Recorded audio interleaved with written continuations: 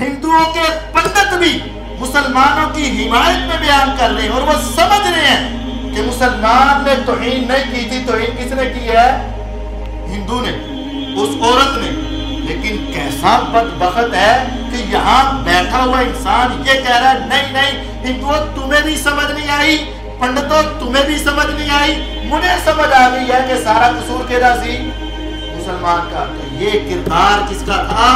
یہ کردار عبداللہ بن ابی منافق کا کردار تھا، جو آج جہنم میں بیٹھ کے یہ انسان کردار ادا کر رہا ہے۔ اس نے آفیشلی آ کے معافی بھی مانگ لی، وہ ہاتھ جوڑ جوڑ کے اپنی زندگی کی بھیک بھی مانگ رہی ہے۔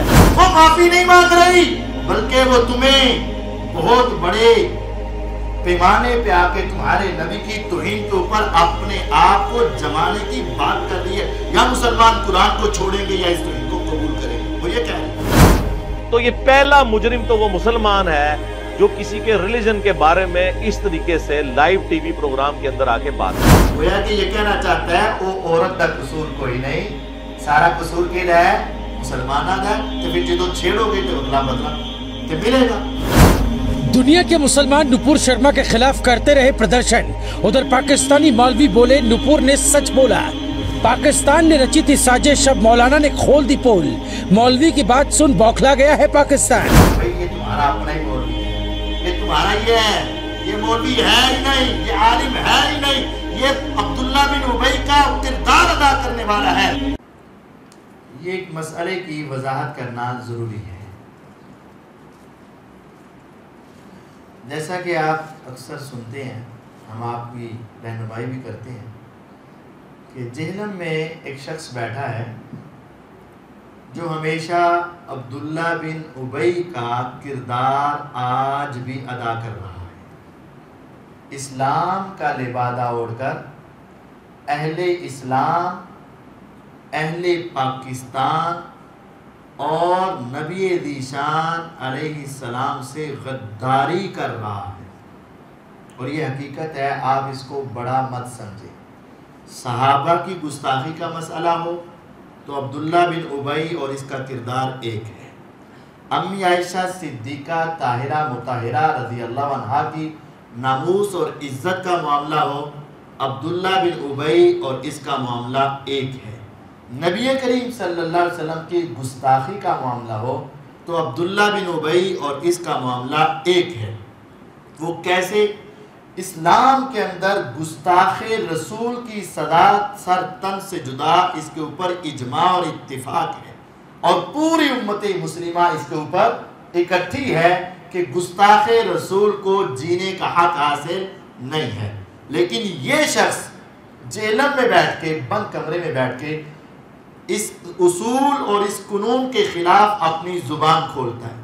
اور پیچھے بھی جب 295 کے مقدمے کی بات چلی تو اس شخص نے گستاخان کا ساتھ دیا اور اس قانون کو غلط قرار دیا، اور گستاخ رسول کی سزا سر تن سے جدا کے خلاف زبان کھولی، اور یہ ہمیشہ گستاخ رسول کی حمایت میں بولتا ہے اور اس کی سزا کے خلاف بولتا ہے۔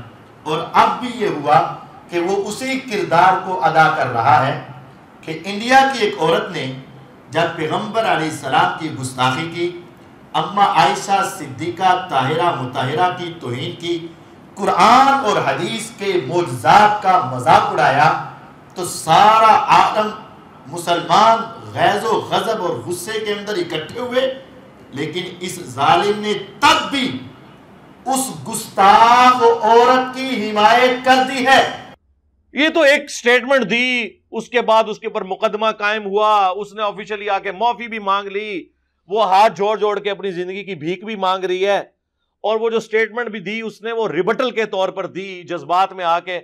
جب آپ کسی کے ریجن پر حملہ کریں گے اس کے جواب میں وہ آپ کے ریجن پہ حملہ کرے گا۔ کوئی آرگنائز طریقے سے یہ کام نہیں چلا تھا، ایک حادثاتی طور پہ ٹی وی ٹاک شو میں ہو گیا۔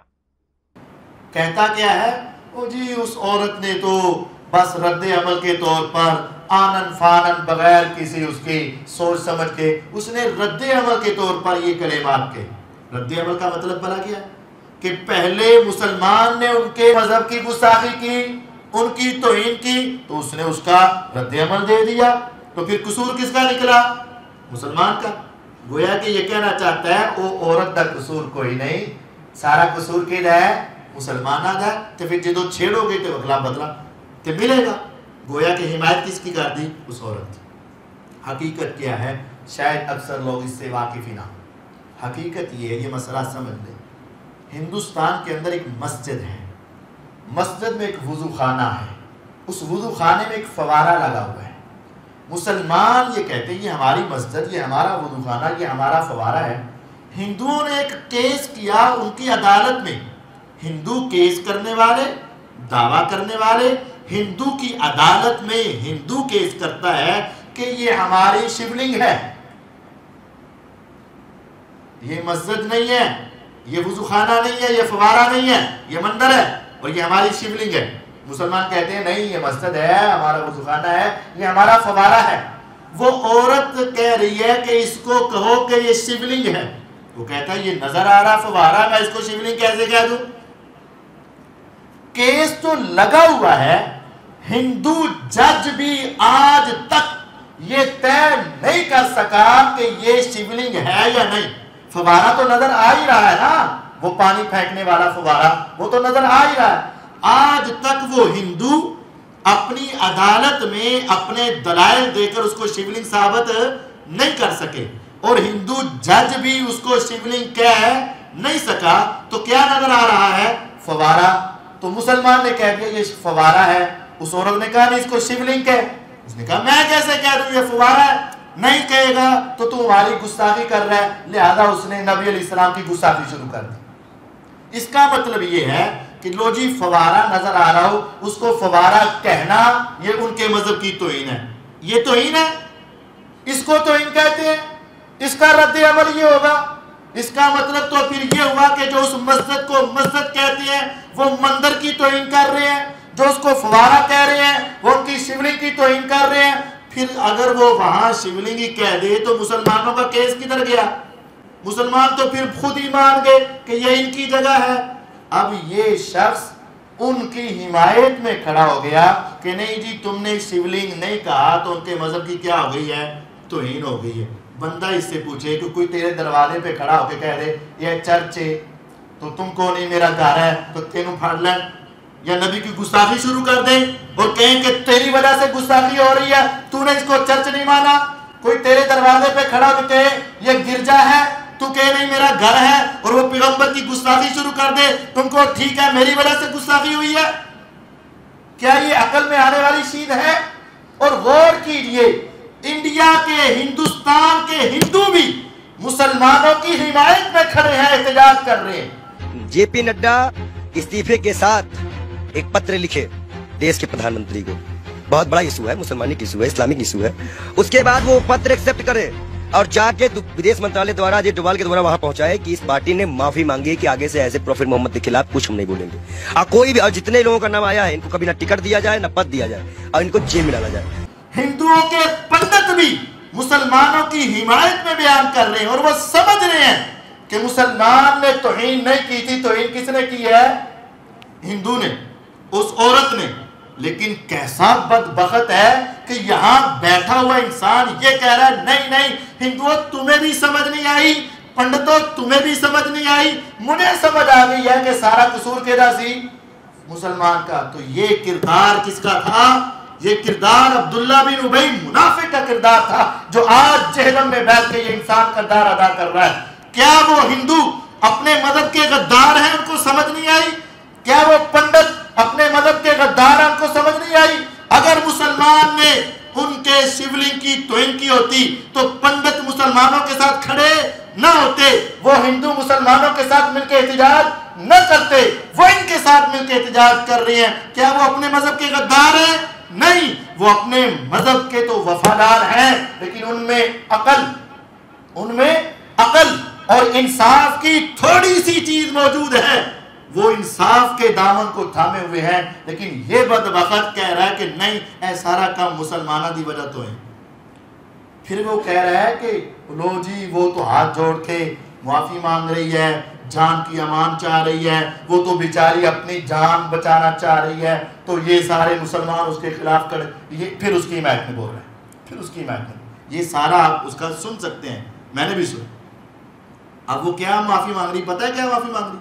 اس نے کہا ہے کہ اگر یہ معراج کا واقعہ, براق کا واقعہ, اما عائشہ کی شادی کا واقعہ اگر تمہاری کتابوں میں نہ لکھا ہوا تو میں معافی مانگوں گی. جو لکھا ہے وہ میں نے بولا ہے, اور اگر وہ کہیں غلط ہے تو میں, آپ کو آپتی جنک لگتا ہے تو پھر وہ تو میں کہوں گی کہ میں نے تو نہیں لکھا اور میں نے اپنے من سے بھی نہیں بنایا. اگر میں غلط ہوں تو میں انوائٹ کرتی ہوں کسی سینئر اسلامک کلرک کو, آئیں اور بتائیں کہ میرے تتھے بیکار ہیں, میرے تتھے ٹھیک نہیں ہیں, تو میں اپنے بیان کو واپس بھی لوں گی. اب بتاؤ تمہاری کتابوں میں لکھا ہوا ہے کہ نہیں, تمہارے قرآن میں لکھا ہوا ہے کہ نہیں, تمہاری صحیح بخاری میں لکھا ہوا ہے کہ نہیں, تو کیا وہ معافی مانگ رہی ہے؟ یا قرآن کا انکار کرو گے یا حدیثوں کا انکار کرو گے؟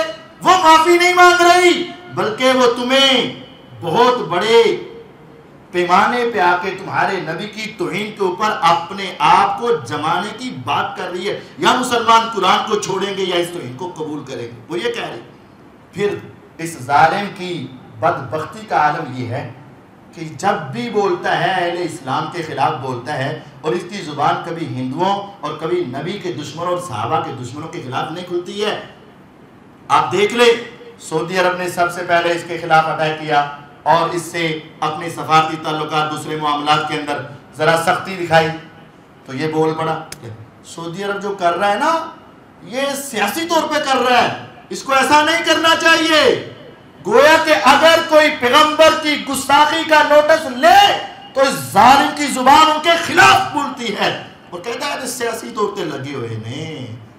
تو جو ساتھ سرحد والا ایران اسی ہندوستان کے ساتھ محبت کی پینگیں ڈالے اور اپنے مزید تجارتی تعلقات بڑھانے کے لیے اپنے وفد بھیجنے کی تیاری کر رہا ہو, تو یہ مرزا ان کے خلاف نہیں بولتا. ایران کا کوئی بیان نہیں آیا کہ اس نے گستاخی کی, اس سے معافی منگوائی جائے یا اس سے کلمات واپس لیے جائیں, کوئی بیان نہیں آیا. تو مرزا بھی نہیں بولا. کیوں؟ ڈور ہی ان کے ہاتھ میں ہے, آتا ہی ادھر سے پیغام ہے اور یہ کام جاری ہے. اور غور کریں, ہندوستان کے, انڈیا کے میڈیا نے مرزا کا پھر کلپ چلایا اور کہا دیکھو جی یہ مولوی ہمارے حق میں بول رہا ہے. لیکن اب اسی پاکستان سے آئی ہے ایک آواز جو ویرودھ کی ان آوازوں سے بالکل الگ ہے. یہ آواز ہے پاکستان کے ایک چرچت مولانا کی, جہاں ایک طرف اسلامک دنیا نوپور کے خلاف کھڑی ہے, پاکستان کے مولانا انجینئر محمد علی نوپور کے بیان کو لے کر کھڑے ہوئے بوال کے خلاف نظر آ رہے ہیں. دنیا کے مسلمان نپور شرما کے خلاف کرتے رہے پردرشن, ادھر پاکستانی مولوی بولے نپور نے سچ بولا. پاکستان نے رچی تھی سازش, اب مولانا نے کھول دی پول. مولوی کی بات سن بوکھلا گیا ہے پاکستان. پاکستان کا ویڈیو 57 دیشوں میں وائرل. نپور شرما کی سچائی سن بھارت کے پتھر بازوں کا سر چکرایا.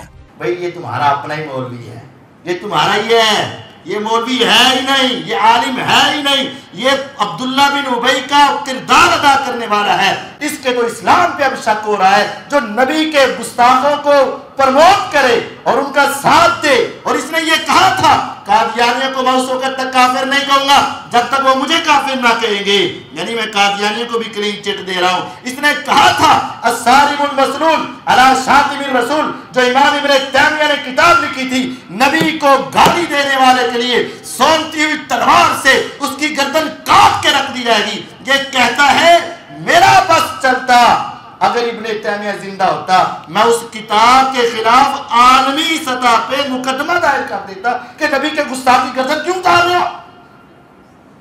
گویا کہ یہ گستاخ نبی کے تحفظ دینے والا, صحابہ کے گستاخوں کو تحفظ دینے والا, امی عائشہ کو سیدھی گالیاں نہیں نکال سکتا تھا, جو گالیاں نکال رہی ہے اس کو پرموٹ کرنے والا صحابہ کو سیدھی گالیاں نہیں دے سکتا تھا, جو نکال رہے ہیں ان کی تھپکی دینے والا, جو پیغمبر کو سیدھی گستاخی نہیں کر سکتا تھا, گستاخی کرنے والوں کو تحفظ دینے والا کس کا کردار ادا کر رہا ہے. آج بھی مسلمان یہ سمجھے کہ یہ اسلامی سکالر ہے, آج بھی مسلمان یہ سمجھے دین کا پرچار کر رہا ہے, آج بھی اہل توحید سمجھے توحید کا پرچار کر رہا ہے. یہ بہت بڑی غلط فہمی ہے.